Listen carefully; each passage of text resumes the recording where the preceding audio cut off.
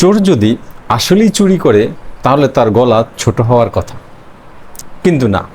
আমাদের সমাজে দেখা যায় চোরের গলা যেমন মোটা তেমনি আবার লম্বাও, যেন সে চুরি করে আমাদের উপকার করেছে।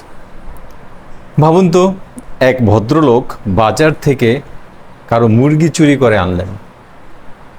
ধরা পড়তেই উল্টো চিৎকার, আমি মুরগি চুরি করব কেন? মুরগি কি আমার খাদ্য তালিকায় আছে নাকি?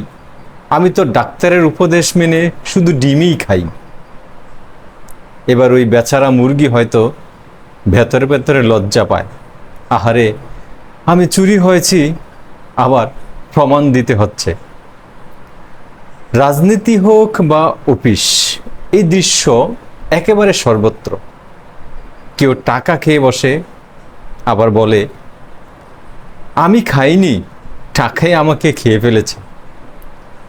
অফিসের ফাইল উধাও হলে আমার কাছে ছিল না, কিন্তু পরে দেখা যায় সেই ফাইল তার বালিশের নিচেই ঘুমাচ্ছে। এই যে চোরের বড় গলা, এটা আসলে আত্মরক্ষার এক অভিনব কৌশল। ওরা ভাবে জোরে চিৎকার করলে লোকজন সত্য মিথ্যা আলাদা করার সময় পাবে না। কিন্তু আসল সমস্যা হলো চিৎকারে গলার স্বর তো বাড়ে, কিন্তু চরিত্র তো আর লম্বা হয় না। তাই ভাই ও বোনেরা মনে রাখবেন, চোর যদি বড় গলায় চিৎকার করে তখনই বুঝবেন চুরির দাগ আরো গভীর।